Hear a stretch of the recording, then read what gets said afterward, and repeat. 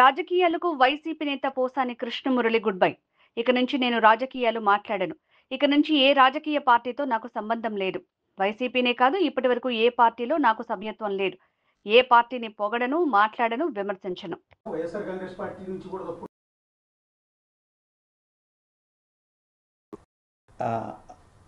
ఇంకా క్లియర్ అరటిపండు వదిలించినట్టుగా నేను ఈ దేశంలో ఉన్న ఏ పార్టీ గురించి ఇక నేను మాట్లాడను. YCP, not only Jaganmohan Reddy గారు, నాట్ ఓన్లీ చంద్రబాబు గారు, ఎవ్వరి గురించి ఏ పార్టీ గురించి మామూలుగా ఏ వచ్చినా సరే టీవీలో వచ్చినా నా బ్రెయిన్లో వచ్చి రాజకీయ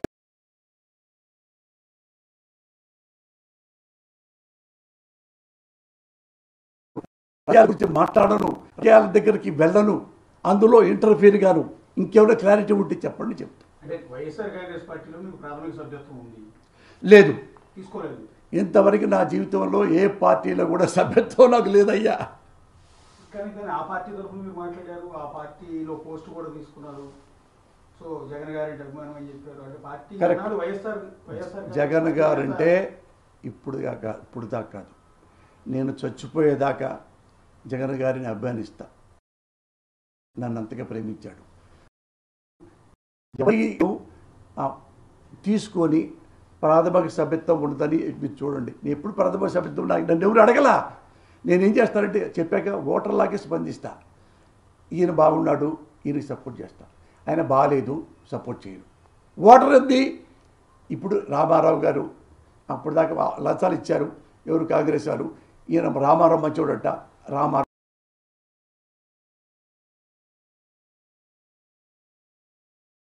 అదే. కాకపోతే మా అబ్బాయిల గురించి మాట్లాడడం చూడండి. దీనికి కొనసాగింపుగా ఒక మాట కూడా ఇస్తా. ఇంకొకసారి ఎప్పుడు నా బ్రెయిన్ బ్లాస్ట్ అయిపోయిందంటే, నా బుద్ధి,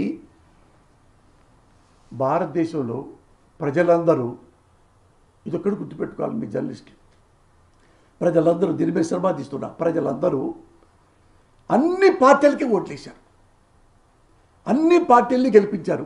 great people, Indian people. Bengal ఆ మూలకి వెళ్తే మమతా బెనర్జీని ఓడించారు, ఆమెను గెలిపించారు. కమ్యూనిస్టులు ఓడించారు, కమ్యూనిస్టులు గెలిపించారు. బాసుని ఇక్కడ ఢిల్లీకి వస్తే భారతదేశంలోకి ఇందిరాగాంధీ గెలిపించారు, ఇందిరాగాంధీని ఓడించారు. బీజేపీని గెలిపించారు, బీజేపీని ఓడించారు.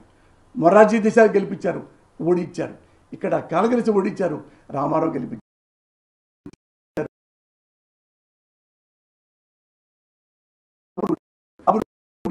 జగన్ గెలిపించారు, జగన్ ఓడించారు. రాజ్యసభ ఇస్తారు, ఎమ్మెల్యే ఇస్తారు, ఏమైనా అడిగినా ఇచ్చారు. వద్దని చెప్పారు. ఆయన నన్ను ఒక తమ్ముళ్ళలాగా బాగా చూసుకున్నారు, అభినందించారు. అలాగే నారా చంద్రబాబు నాయుడు గారు మిమ్మల్ని ఎంతో గొప్పగా గౌరవించారు, అది మీకు తెలుసు. మీకోసం 2 లక్షలు నా ఓన్ గురించి రాశాను. నారా చంద్రబాబు నాయుడు గారు చేసిన మంచి పనులు అని అట్ట లిస్టులు కూడా రాశాను. మళ్ళీ మీరు పొరపాటు ఇచ్చినప్పుడు మరిని విమర్శించాను. దాని గురించి ఇప్పుడు నాకే బాధ అయితే ఏం లేదు. కానీ నేను ముఖ్యంగా రాజకీయ నాయకులందరికీ నేను నమస్కారం చెబుతూ, ఇన్ని సంవత్సరాల పాటు నన్ను ఆదరించారు. అందుకని ఈ సంవత్సరం ఇక్కడి నుంచి, ఈ రోజు నుంచి నేను చనిపోయేదాకా నా బిడ్డల కోసం, నా కుటుంబం కోసమే నేను బతుకుతా. ఏ రాజకీయాల గురించి నేను మాట్లాడను. ఏ ఒక్క రాజకీయాల గురించి కూడా మాట్లాడను. నాకు బాగా నేషనల్ వైడ్ దేశానికి సంబంధించిన వాడు కాబట్టి నరేంద్ర మోడీ అంటే దేశభక్తుడు. అలాంటి వాడిని మాత్రం ఎప్పుడన్నా ఒక మాట అంటే చాలా గొప్పవాడండి, దేశభక్తుడు. ఆ మాత్రం అయితే అంట. మన దేశం కాబట్టి, మన దేశభక్తుడు కాబట్టి, గొప్ప ఎవరెస్ట్ అంతా గొప్పడు కాబట్టి, అది కూడా రాజకీయాలు ఒకటే ఒక దేవుణ్ణి ఎలాగ నన్ను ఒక భక్తితో నమస్కరిస్తాను, అప్పుడు ఎప్పుడన్నా మోడీ గారు కనపడితే ఒక నమస్కారం పెట్టుకుంటా, అంతే తప్ప ఇక రాజకీయాలు అనేది నా నోటితో నేను ఎప్పుడు ఒక వర్డ్ కూడా ఈ ప్రెస్ మీట్తో ఇది క్లోజ్. నా బిడ్డల గురించి క్లీన్గా నా బిడ్డల గురించే. అంటే అది కాదు సార్, రాజకీయాల గురించి మాట్లాడరా, రాజకీయాల గురించి తప్పుకుంటున్నారా? రాజకీయాల గురించి మాట్లాడను, రాజకీయాల గురించి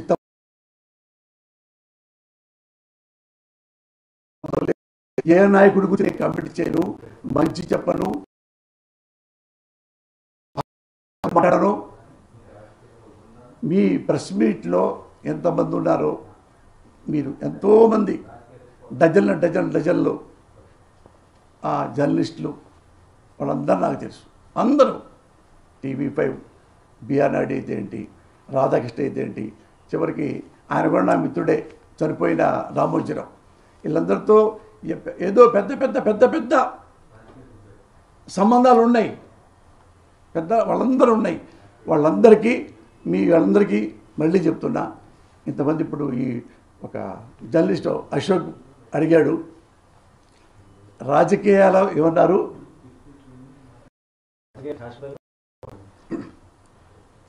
రాజకీయాల గురించి తప్పుకుంటున్నారంటే అర్థం